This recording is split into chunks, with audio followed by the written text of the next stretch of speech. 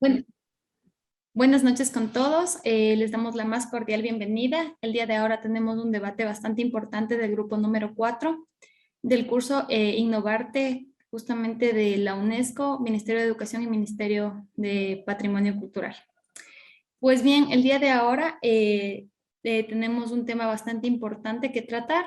Me presento, mi nombre es Mayra Ceballos, yo soy docente de la Unidad Educativa Consejo Provincial de Pichincha, soy profesora de Educación Cultural y Artística y también estudiante de la Maestría en Gestión Cultural y Políticas Culturales de la Universidad Andina Simón Bolívar, sede Ecuador. El día de ahora tenemos una gama de participantes bastante preparados y sobre todo que han estado en la práctica estudiantil y también pedagógica para que el día de ahora puedan tener la oportunidad de escuchar justamente muchos de los puntos y planteamientos que nos van a presentar. La pregunta que vamos a plantear el día de ahora es, ¿se ha logrado mantener el adecuado nivel académico de la enseñanza de instrumentos durante las clases virtuales? Y para esto nosotros vamos a tener 3 rondas de participación. En la primera ronda vamos a tener una intervención de cada participante en donde van a exponer sus argumentos. En la siguiente ronda va a haber una ronda de discusión donde cada uno va a debatir sus ideas. Y en una ronda final se va a exponer soluciones y recomendaciones que plantean respecto a esta pregunta y esta problemática que ha suscitado durante la pandemia del COVID-19. Entonces, les voy a presentar en primera instancia quiénes son los participantes del día de ahora.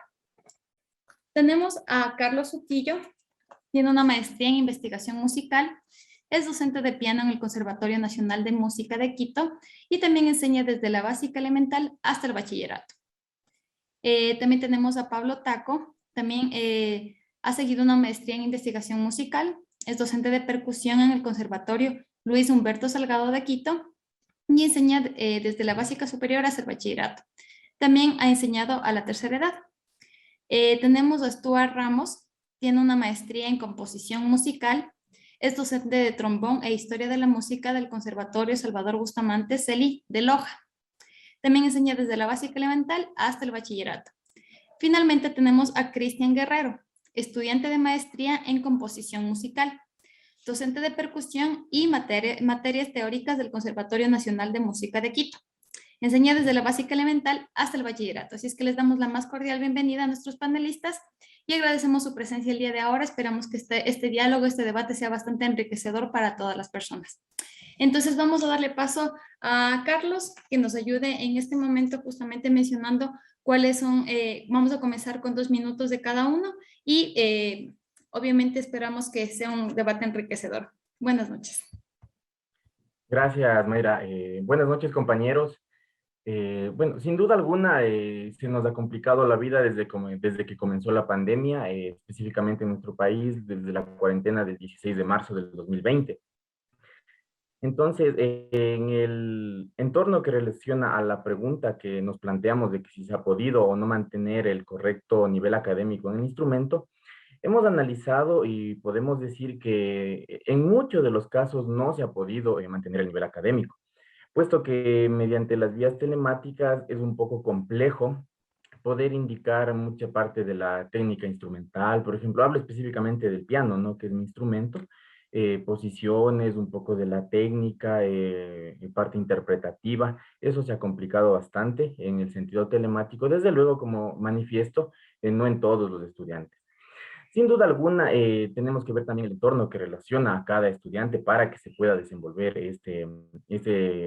esta parte del proceso de enseñanza-aprendizaje. Como recordaremos, la pandemia comenzó en el 2020 y en marzo. Entonces, el primer trimestre ya estaba terminado.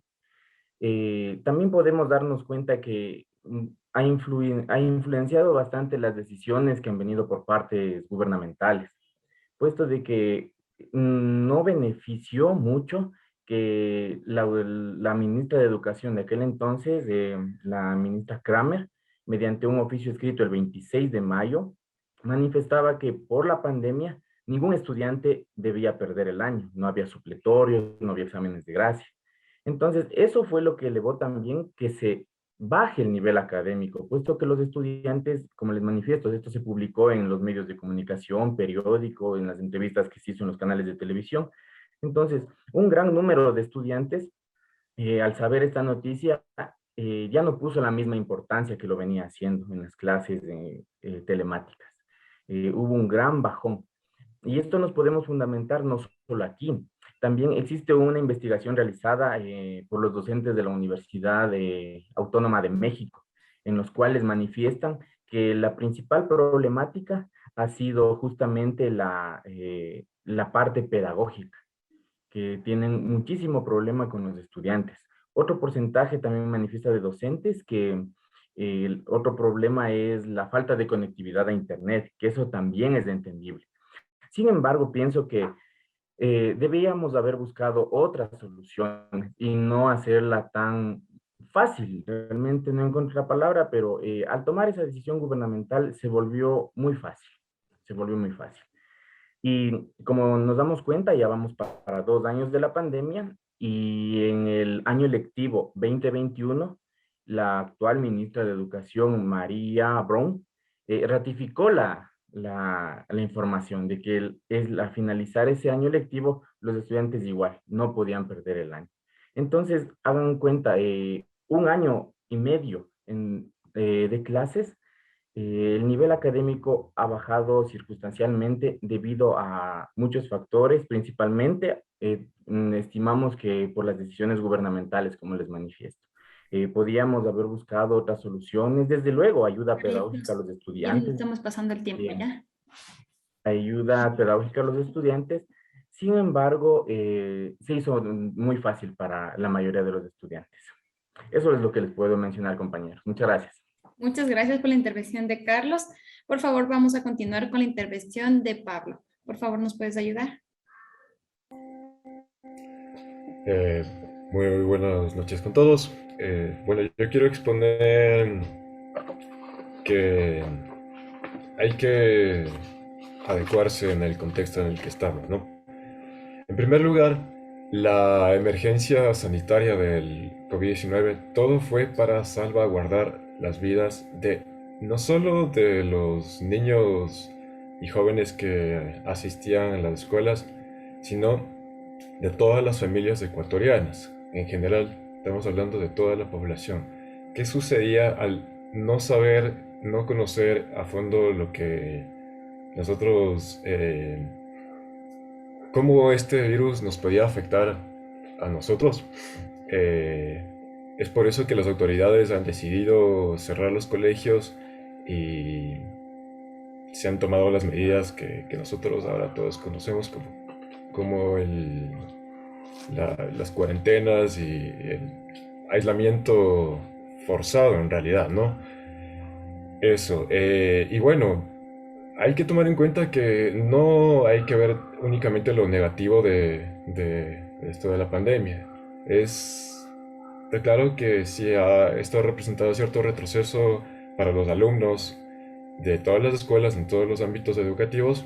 Sin embargo, hay que tomar en cuenta que se han desarrollado las facultades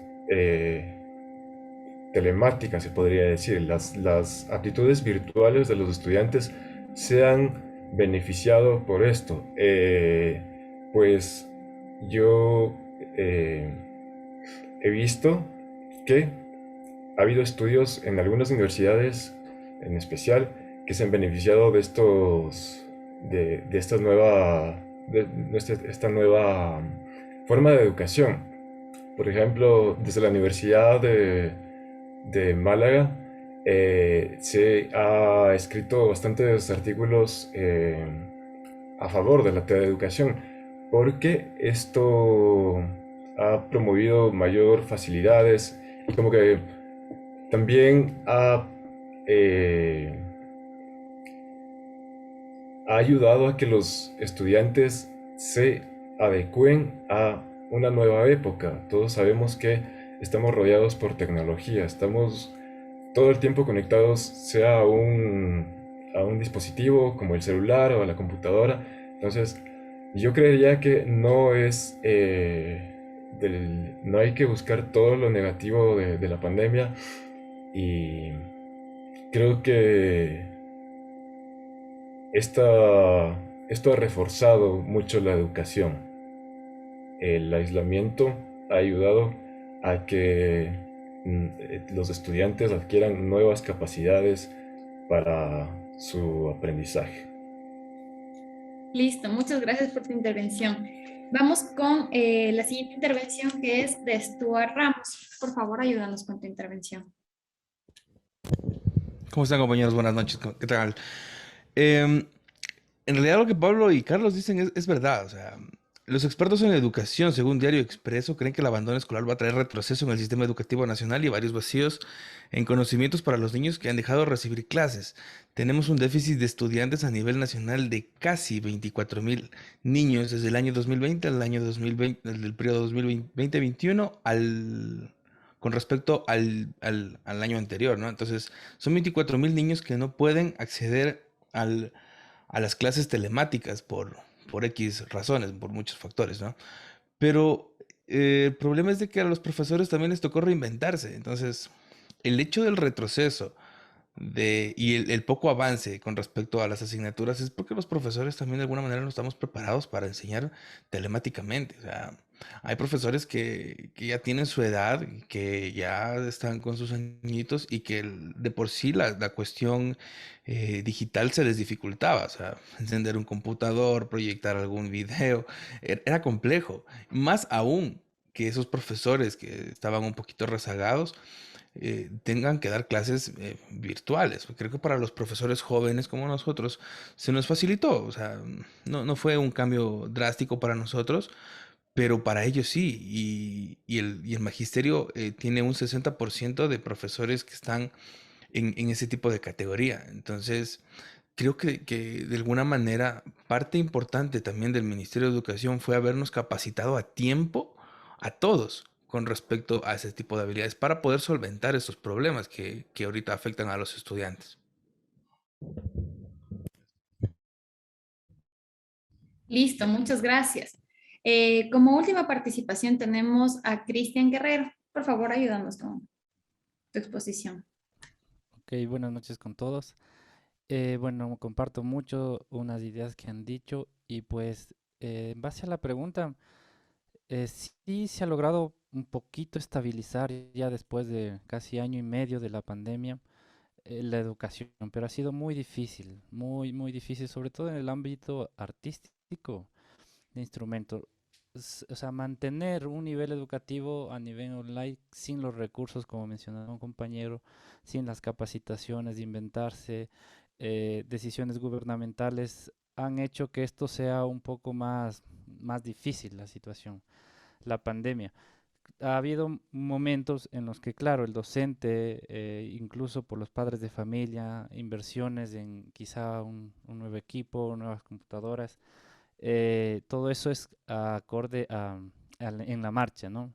Entonces, mantener un sistema educativo así de pasar a todo offline, a todo online, pues es muy difícil, ha sido muy complejo. Sin embargo, creo que no estamos todavía en decir que no estamos preparados como otros países para dar eh, educación online.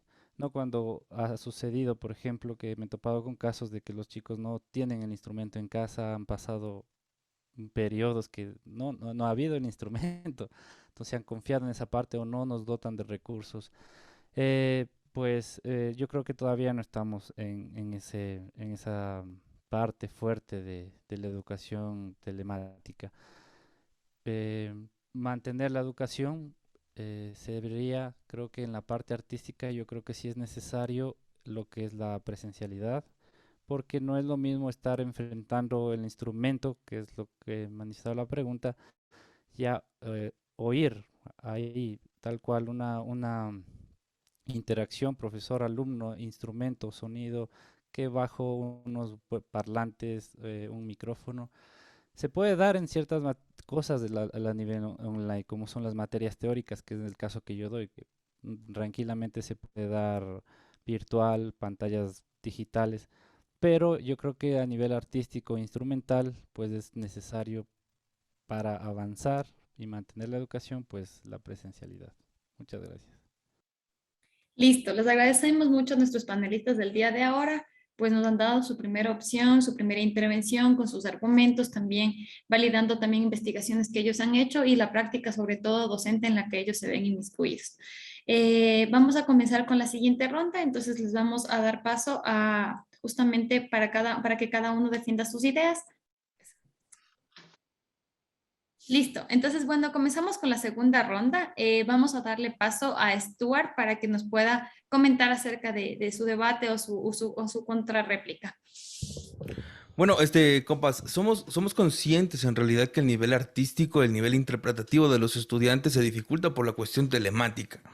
Pero haciendo un análisis, al menos en lo que sucedió en Loja con respecto a la media, a las notas, a las calificaciones de los estudiantes de los que estoy a cargo, en el periodo 2019-2020 obtuve una media de 7.3, mientras que en el periodo 2020-2021 estoy obteniendo promedios de 9.4 en los mismos periodos.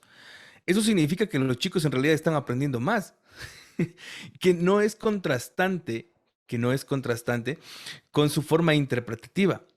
Y es, creo yo, por la facilidad que el gobierno está dando o porque nos hemos acostumbrado ya a recibir estas clases.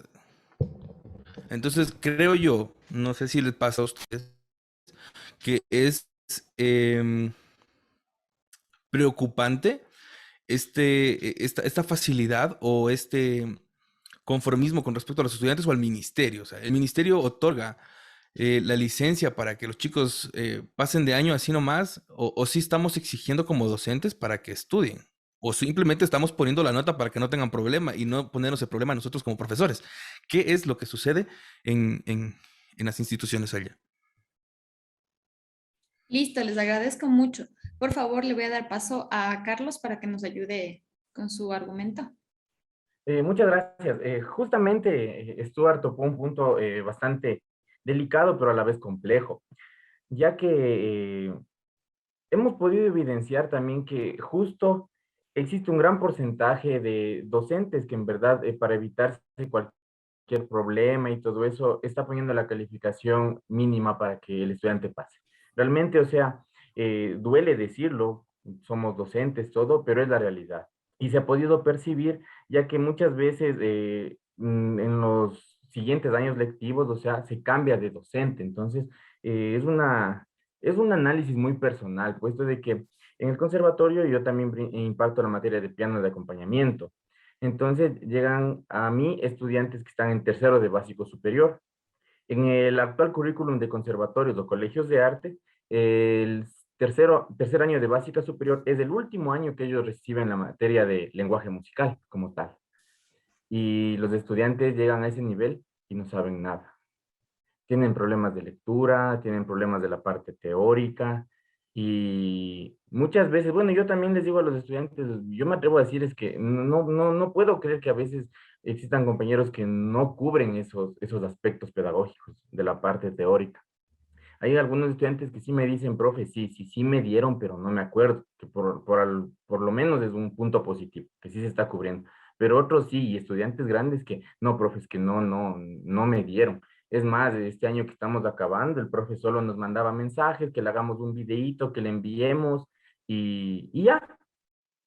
Y entonces, ¿cómo podemos manifestar que se está enseñando igual, que se está teniendo la misma exigencia? Entonces, es un problema bastante grave esta situación.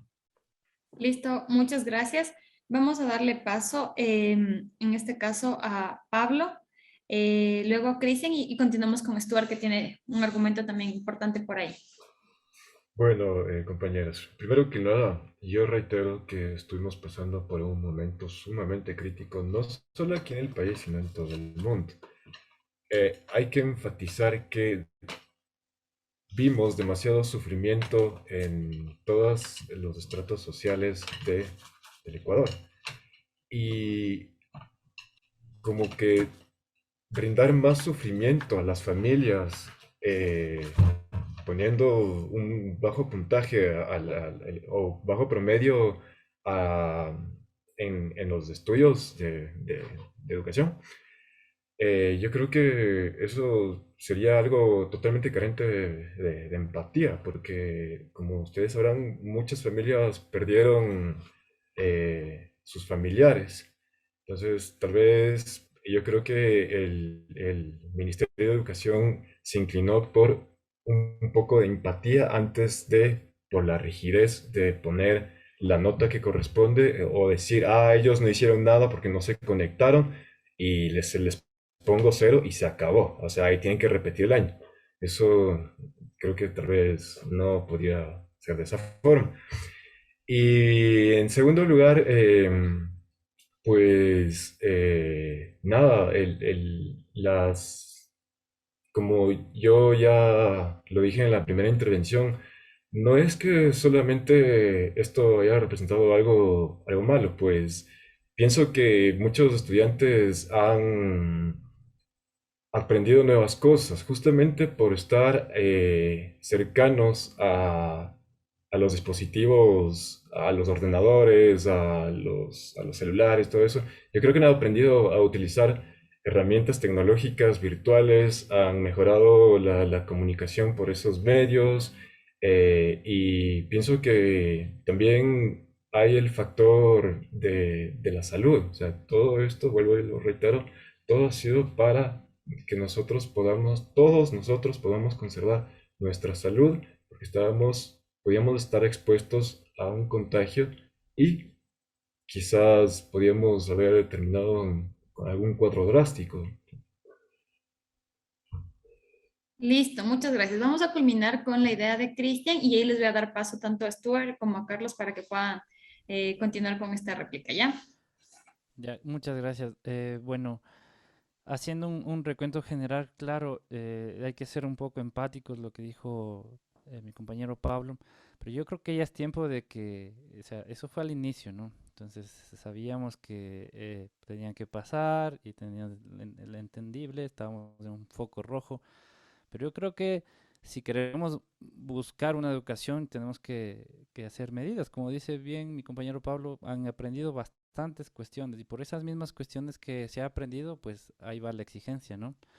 Entonces, claro, se ha venido, para mi parecer, regalando notas, como mencionaba mi compañero aquí, que claro, tiene un cuadro, una media de 7, luego sube a 9. Y yo creo que es también porque se dio mucho énfasis a lo que es el famoso portafolio, ¿no? Llamado portafolio, que era prácticamente un regalo, porque el ministerio, si se acordarán, daba cierto puntaje, ¿no? Y se promediaba y pues era la nota regalada. Y sí, claro, habría que hacer un análisis muy personal, porque muchas de las personas que a veces merecían pasar, pasaron bien y otras simplemente no trabajaron y bien, gracias, ¿no? Entonces yo creo que ya estamos en un punto de volverse a la normalidad en cuanto a la exigencia, que ya no se regalen notas, que se vea el trabajo que se hace.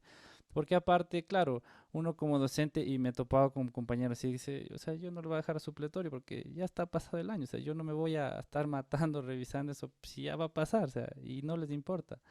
Entonces, eso es un punto muy clave, ¿no? Entonces, ¿hasta qué punto yo como docente digo, bueno, o sea, voy a hacer mi trabajo y lo hemos estado haciendo, pero ya es hora, ya es hora de que en serio la educación ya la pandemia ya está, fue un cuadro muy duro, pero esto tiene que seguir y la educación es un constante avance, ¿no? Muchas gracias. Listo, muchas gracias. Vamos a darle paso a Stuart que nos estaba pidiendo justamente hablar. Con todo todo lo que he venido escuchando, Cristian nos sugiere, ¿no? Que vayamos ya presencial a la presencialidad, ¿no? Sí. Y yo quisiera preguntarle a Cristian, en realidad, ¿existe la recuperación para los vacíos de estos 2 años? O sea, ¿podremos recuperar a lo mejor en un año de presencialidad hasta que no estalle, digamos, de nuevo la burbuja esta de COVID y nos volvamos a contagiar? ¿Podremos recuperar en un lapso de presencialidad? ¿Tú crees que podemos recuperar acá lo de 2 años de clases? Ya, bueno, yo no dije que volvamos a la presencialidad. En cuanto yo dije que cuando fue mi primera intervención, dije que claro, al ser una educación artística, por lo menos esa parte de instrumento que fue la pregunta, necesariamente para que elevar y mantener la educación, se necesita la presencialidad. Si no se puede, pues está bien, no se lo va a poder, quizá al otro año, no se sabe cuándo, pero ya sea virtual o presencial, ya no hay esos regalos. El dichoso portafolio, verá, tiene que pasar, ¿no? Yo creo que ya ha venido siendo conscientes y yo he dicho a los padres familiares, o sea, ya tienen que invertir en algún buen internet, algún equipo, algunas cuestiones porque es la educación de sus hijos. Entonces ya no podemos estar así, no ves que ya no vale mi internet. Y, no, Listo. es que no se conectó y cosas así. Muchas Muchas gracias. gracias. Vamos a pasar a Carlos, por favor, y de ahí regresamos en todo caso también a Pablo y a Stuart. Listo, muchas gracias. Bueno, yo quería tomar el punto que dijo Pablo, que sí, completamente de acuerdo más bien en la parte que hablamos de empatía, eso sin duda alguna, somos seres humanos, sentimos y nos ponemos en los zapatos de otro, es verdad. Sin embargo, a la problemática que yo me refería más era porque los muchachos le hicieron muy facilista, incluso, como les mencioné, el primer quimestre se acaba, ustedes saben, en la primera semana de febrero, ¿no es cierto? Entonces, había estudiantes que ya en su primer quimestre estaban ya, se podía hablar de un supletorio, porque ya aparecían promedios de 4, de 5, que implicaba sacar un 9 en el segundo quimestre para pasar sin ningún problema. Entonces, esos casos son los que yo me refería que se les hizo muy facilista. Porque literal, o sea, los estudiantes con su examen remedial y uno de gracia, ¿no? Pero el año anterior todo eso se suprimió por la pandemia. Entonces, ese es el aspecto donde debemos ser, sí, muy empáticos, eso de acuerdo, como manifestaba Cristian. Se ha estado en constante diálogo con los padres de familia, se ha buscado las mejores soluciones y eso es lo que se tiene que hacer, un diálogo para buscar soluciones. Porque hubo muchos casos de que los estudiantes se desaparecieron, literal, como ya sabían que tienen que pasar, o sea, se desaparecieron. Incluso tengo versiones de compañeros docentes que les llamaban a los padres a decirles que por qué no han presentado los videos, los proyectos que se pedía, y muchos padres les contestaban, pero la orden del ministerio es que todos tienen que pasar. Entonces, esa es la mayor problemática que se dio. Y desde luego, reitero que al 100% de acuerdo con la empatía que tenemos que tener con los casos muy trágicos que se dieron durante la pandemia. Gracias, compañero. Gracias. Continuamos con la intervención de Pablo, por favor. Em, Sí, bueno, hay que tomar en cuenta que ya no estamos en la educación constantemente se va adecuando a estos medios virtuales, va evolucionando, hay las TICs, hay nuevas herramientas, y yo creo que tal vez deberíamos, al ser servidores como docentes, sí deberíamos tener un poquito de paciencia con los alumnos, con los padres de familia, como para poder brindar todas las instrucciones posibles, así sea que nos pidan 2 semanas de repeticiones ahí constantes, que cómo se hace esto, que cómo se hace lo otro, que cómo es que tengo que entregar esto, cómo debo hacer los videos, cómo debo mandar un correo electrónico, todo eso.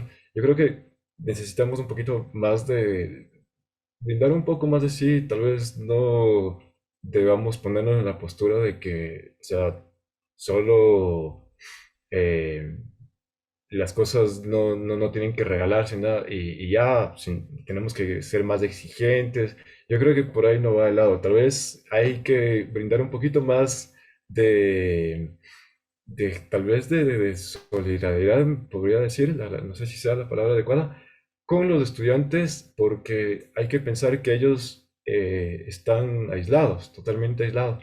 Entonces, quizás sí requieran una persona que los apoye moralmente y psicológicamente también.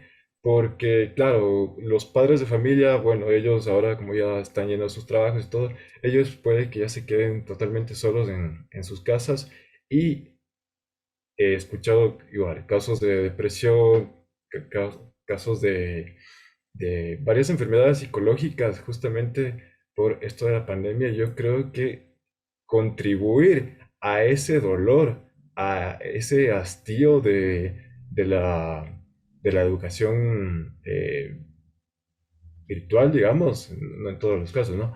Pero sí en algunos, y yo creo que tal vez esa no sea la forma de lidiar con los problemas de los alumnos.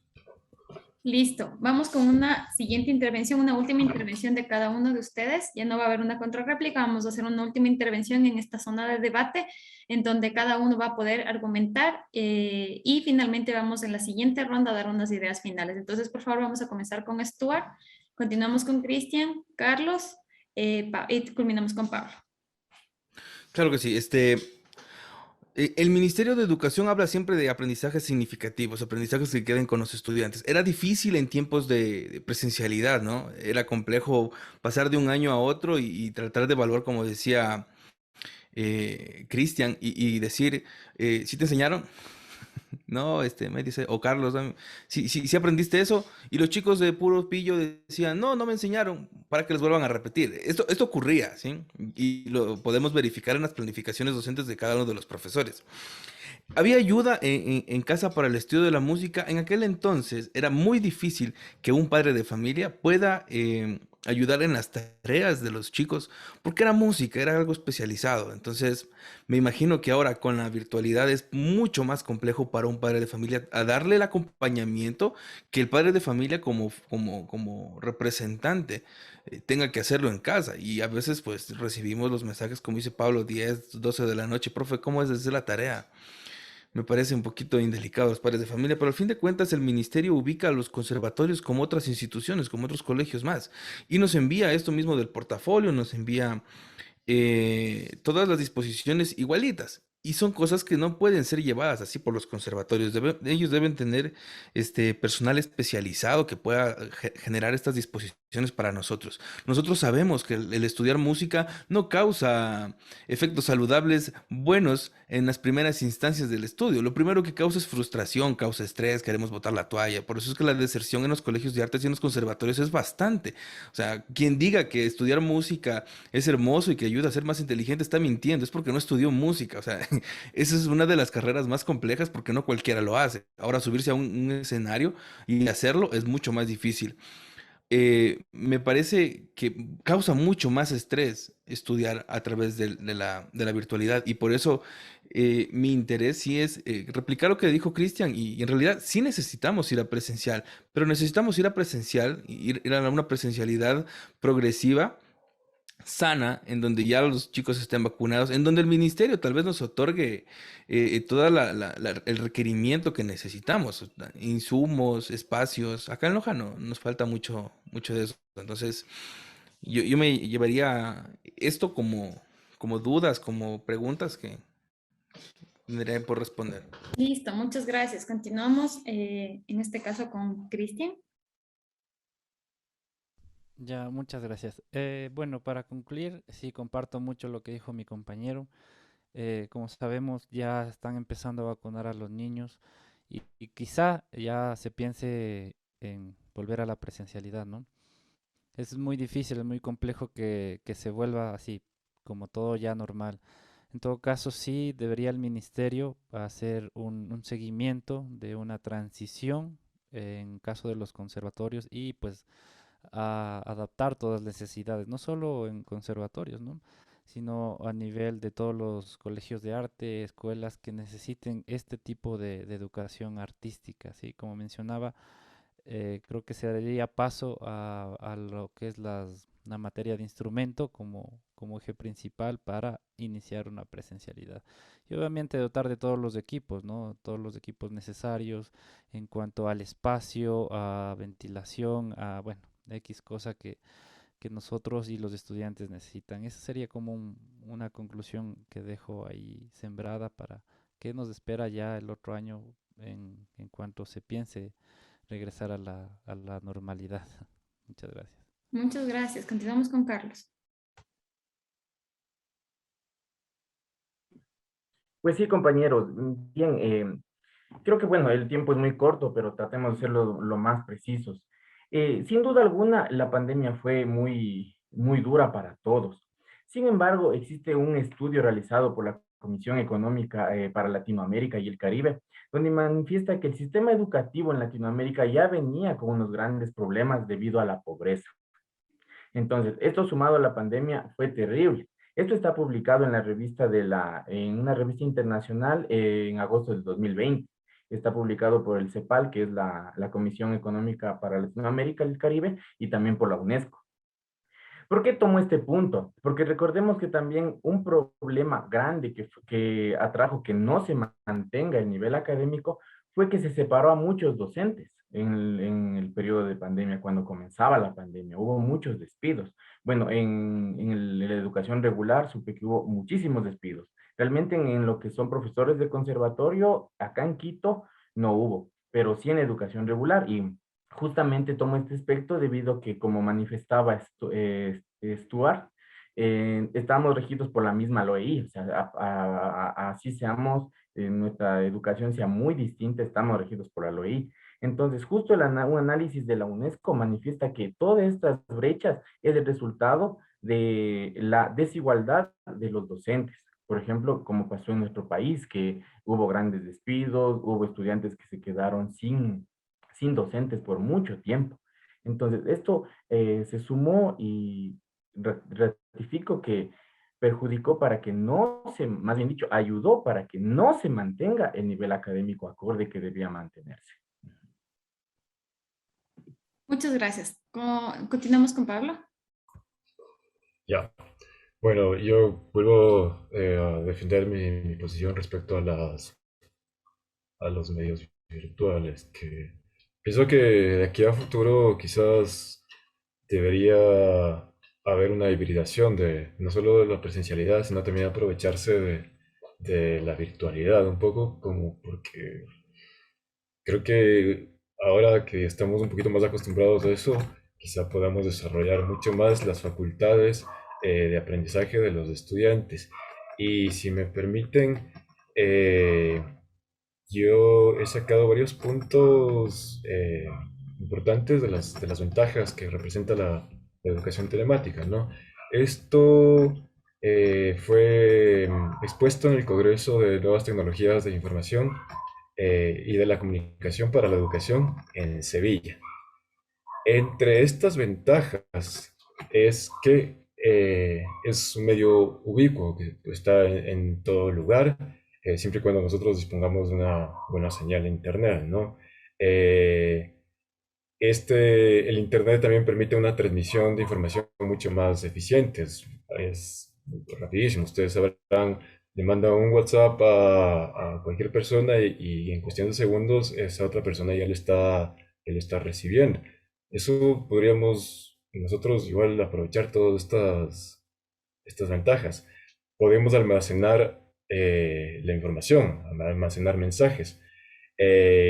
También hay que tomar en cuenta que tenemos posibilidades interactivas para la comunicación con los alumnos por medio de correos, grupos de discusión en tiempo real, conferencias en las que podemos compartir audio y video, entre otras. La eficiencia y la velocidad de la transmisión de la información, eso es innegable. Eh, y hay otras cosas también que quiero recalcar, que es los costos mucho más baratos de la educación virtual. Por ejemplo, montar una sola virtual es mucho menos costoso que construir un espacio físico para albergar a varios alumnos y docentes en el mismo espacio. Eh, un ejemplo también que a mí se me ocurre es que nosotros tenemos muchos repositorios virtuales donde podemos acceder a la información, podemos meternos a un repositorio y acceder a cualquier documento que esté albergado en la misma. A diferencia de tal vez una biblioteca vetusta llena de polvo en una escuela, hay que tomar en cuenta también que los medios virtuales son de fácil acceso. Basta con un clic para acceder a enseñanza. Bueno, tengo más puntos aquí, pero con todo esto yo creo que no vuelvo al punto mencionado anteriormente, que no solo veamos los aspectos negativos por los medios temáticos, sino también debemos ver los beneficios que pueden aportar a nosotros como docentes. Muchas gracias. Listo, muchas gracias. Les agradecemos por toda su participación. Ha sido un debate bastante enriquecedor. Lo que necesitamos es una última ronda donde yo voy a tomarles el tiempo. Por favor, les pido me ayuden escuchando la alarma para que cada uno haga una intervención corta de 2 minutos o menos y nos expongan, por favor, Ok, cuáles son las soluciones y recomendaciones que ustedes nos sugieren a cada uno de nosotros. bueno, Eh, justamente para poder culminar con este debate. Vamos a comenzar en este caso con Carlos. Bien, muchas gracias. Bueno, de todo lo que hemos conversado, son muy interesantes los puntos de vista de cada uno de nuestros compañeros. Para finalizar, bueno, yo lo que diría es que tenemos que acoplarnos de esta nueva realidad, que eso sin duda alguna tenemos que hacerlo, más ya lo estamos haciendo, estamos 1 año y medio así. Y para que podamos intentar mantener este nivel académico, primero aconsejo que hagamos nuestra labor docente conscientemente, o sea, hacer una labor docente virtual, pero bien hecha. Yo ratifico mi postura de que debemos sí ser empáticos, pero sin dejar la exigencia de lado. Debe haber un nivel de exigencia para que el mismo estudiante se vaya relacionando con todo lo que es responsabilidad, tanto en la educación regular como en el conservatorio, que sea responsable. Han habido casos de que los estudiantes, sí, pequeñitos de 9 10 años, se han hecho muy independientes. Eso es un punto favorable, como mencionaba Pablo. También hay que ver lo positivo de esta modalidad. Hay muchos estudiantes que sí se han hecho más responsables, más independientes. No es necesario estarles diciendo no se olvide estudiar, estudie, no se olvide, tiene que hacerlo. Lo han hecho por cuenta de ellos.